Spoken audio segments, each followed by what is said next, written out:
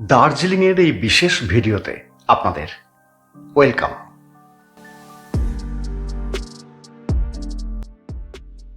লক্ষ্য করবেন, কলকাতা থেকে দার্জিলিং আসা, বেড়ানো ইত্যাদি নিয়ে প্রচুর ভিডিও পাওয়া যায়, কিন্তু দার্জিলিং থেকে ফেরা নিয়ে তেমন কোনো ভিডিও নেই। সুতরাং সেই ফেরার একটা বিশেষ গুরুত্বপূর্ণ ভিডিও, কোন রাস্তা দিয়ে ফিরবেন, সব থেকে সেরা রাস্তার সন্ধান এই ভিডিওতে।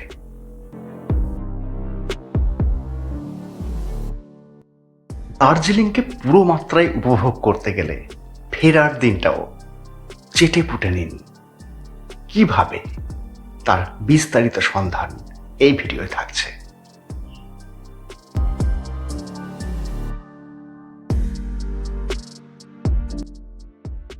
গরমের ছুটিতে যারা দার্জিলিং আসবেন তাদের জন্য ঠিক এর আগের ভিডিওতে বিস্তারিত বিবরণ দিয়েছি। এবার এই ভিডিওয়ে থাকছে ফেরার দিনটা কতটা উপভোগ্য হতে পারে তার বর্ণনা।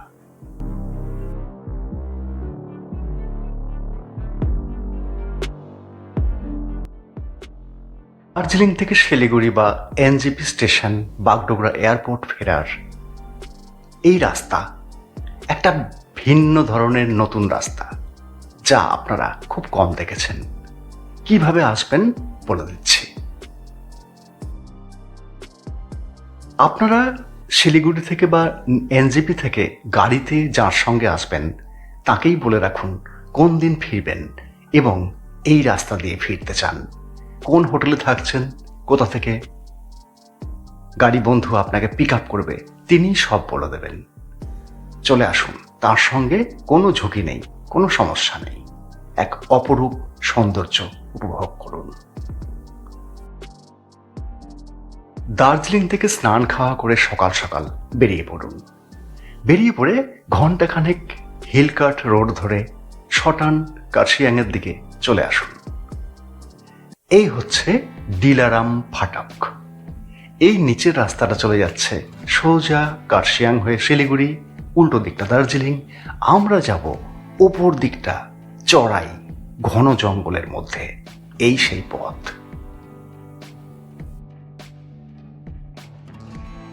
পাহাড়ের জঙ্গলের অনুভূতি পেতে এই রাস্তার বিকল্প নেই। রাস্তাটা একটু সরু এবং এবড়ো খেবড়ো, কিন্তু দুর্দান্ত। কেন দুর্দান্ত, নিজের চোখেই দেখে নিন।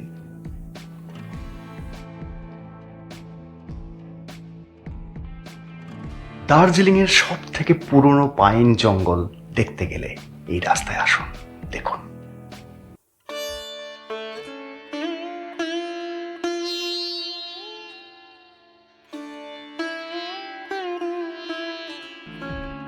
বছরের আপনি যে কোনো সময়ে এই রাস্তায় আসতে পারেন।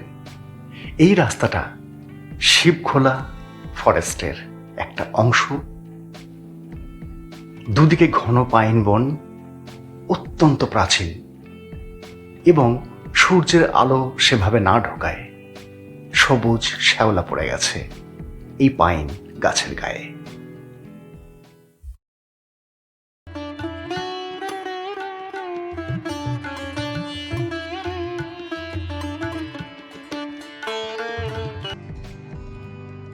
এই জায়গায় অবশ্যই একটু নামুন, ছবি তুলুন, উপভোগ করুন দার্জিলিংকে, আসল দার্জিলিংকে।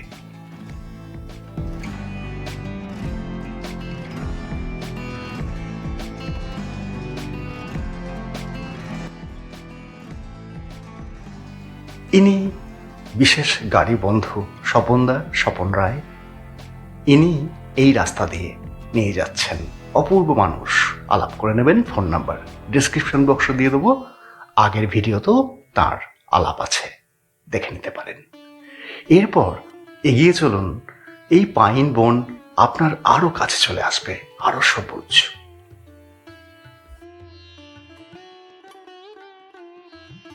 এই ডিলারামের রাস্তা দিয়ে এলে কত খরচ পড়বে গাড়ির, কতক্ষণ সময় লাগবে, সব বলে দেব।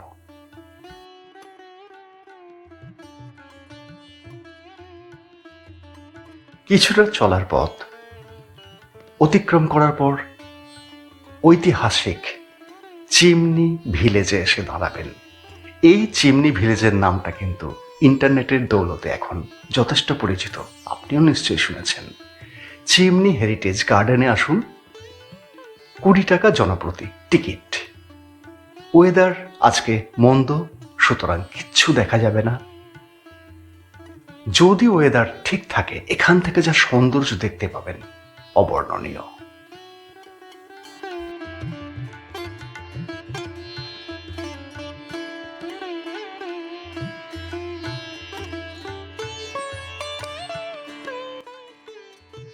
আবার পথ চলা সেই জঙ্গলের বুক চিরে, মাঝে মাঝে চিমনি ভিলেজের কিছু বাড়িঘর, এখানে প্রচুর হোমস্টে আছে, থাকতে পারেন।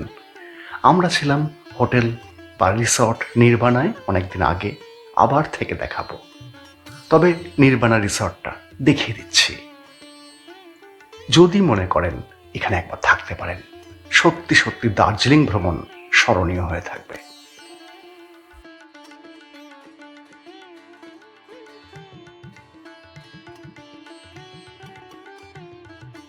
এই হলো নির্বাণা বা নির্ভানা রিসর্ট। একটু কস্টলি কিন্তু অপূর্ব, থাকতে পারেন একটা রাত।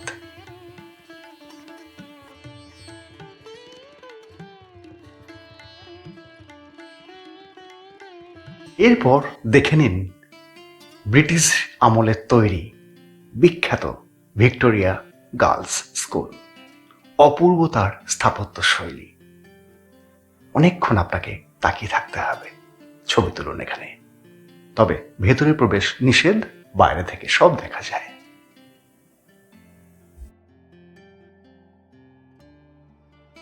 এরপরেই ভিক্টোরিয়া বয়েজ স্কুল আছে, কিন্তু সেখানে প্রবেশ করতে পারবেন না, ছবি তুলতে পারবেন না।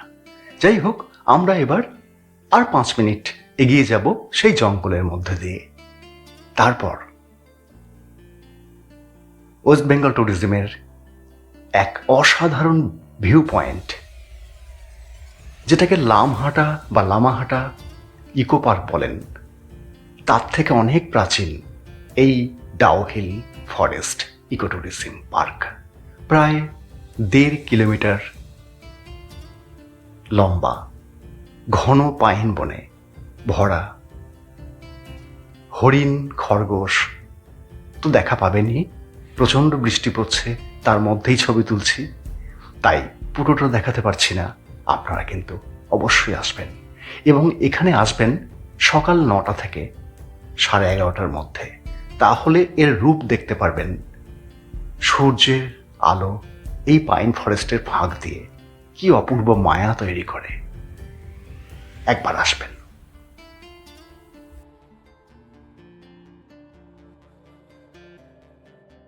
এখানে টিকিট জনপ্রতি 20 টাকা, আর যেখানে টিকিট কাউন্টার সেখানেই চা, জল খাবার ইত্যাদি পেয়ে যাবেন।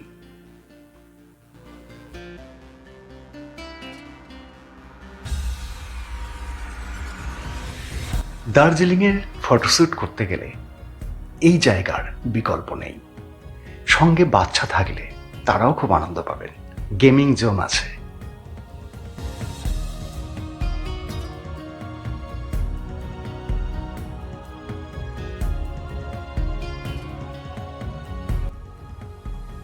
এরপর চলে আসুন এই অপূর্ব হনুমান টক ভিউ পয়েন্টে। এখান থেকে দেখতে পাবেন এক অনবদ্য সৌন্দর্য। দেখুন, ওই যে ওপরের রাস্তা, একটু জুম করি, দেখুন গাড়ি আসছে, দারুণ লাগবে দেখতে। এটা কিন্তু কার্শিয়াং।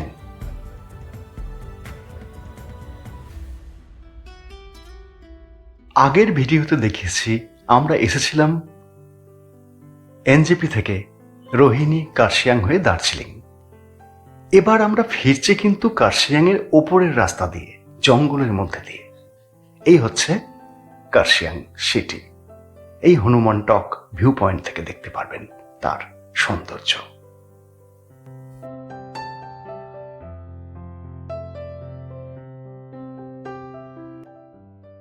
যারা দার্জিলিং থেকে শিটং যেতে চান এই রাস্তা দিয়ে যাবেন, যারা চটকপুর যেতে চান এই রাস্তা দিয়েই যাবেন। এবার আমরা ফিরছি দার্জিলিং থেকে যেই কার্শিয়াং স্টেশন দেখিয়েছিলাম, এখান থেকে 5 মিনিট কার্শিয়াং স্টেশনের ঠিক সামনে আমরা নামবো। কেন বলছি, এবার বুঝতে পারছেন আমরা ওপর থেকে কার্শিয়াং স্টেশনে নামলাম। আমরা এই কার্শিয়াং স্টেশনের এই রাস্তা দিয়ে দার্জিলিং গিয়েছিলাম। এই বাঁ দিক চলে যাচ্ছে শিলিগুড়ি, নিউ জলপাইগুড়ি এবং ডান দিক সোজা দার্জিলিং।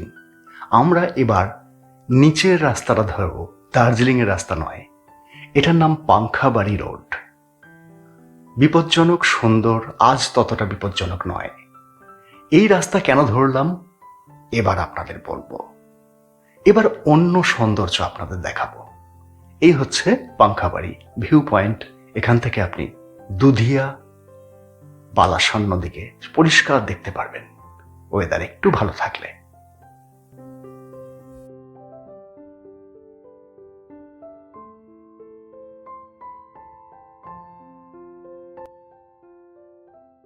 এই হলো দার্জিলিং টি রিসার্চ সেন্টার। দার্জিলিংয়ের শ্রেষ্ঠতম চা এই অঞ্চলে উৎপাদন হয়। দেখাচ্ছি কোথায়।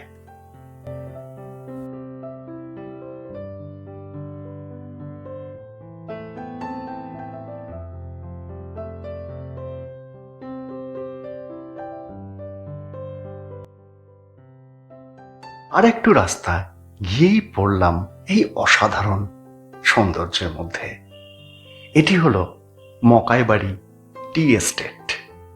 মকাইবাড়ি ভিউ পয়েন্ট, এখান থেকে দুর্দান্ত চা বাগানের দৃশ্য দেখতে পাবেন। তবে চা বাগানে আমরা যাব।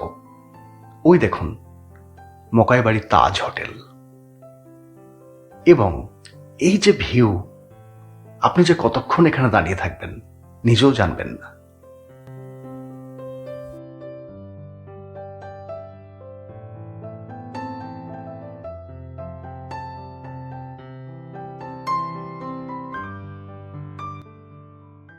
এই পুরো এলাকাটাই চা ফ্যাক্টরি, চায়ের এলাকা এবং সুন্দর রাস্তা, সরু হতে পারে। এইবার আমরা চলে যাব সোজা মকাইবাড়িতে।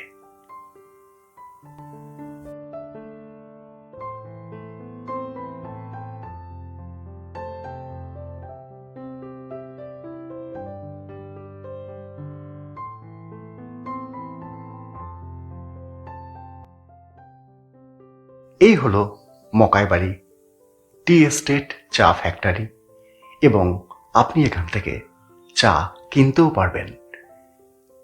পৃথিবীর শ্রেষ্ঠতম চা এই মকাইবাড়ি থেকে কিনতে পারবেন। দেখিয়ে দিচ্ছি, এই হচ্ছে সেই স্টল।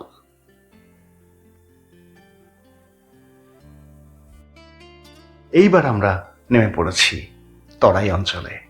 ওই যে পাহাড়ের সঙ্গে শেষ দেখা, দুদিকে চা বাগান, তার বুক চিরে একদম কালো পিচ রাস্তা।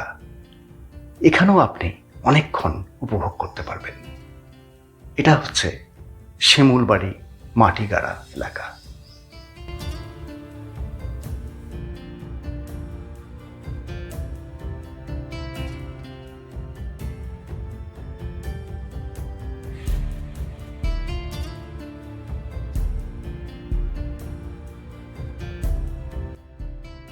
দার্জিলিং থেকে ভায়া ডিলারাম ফাটাক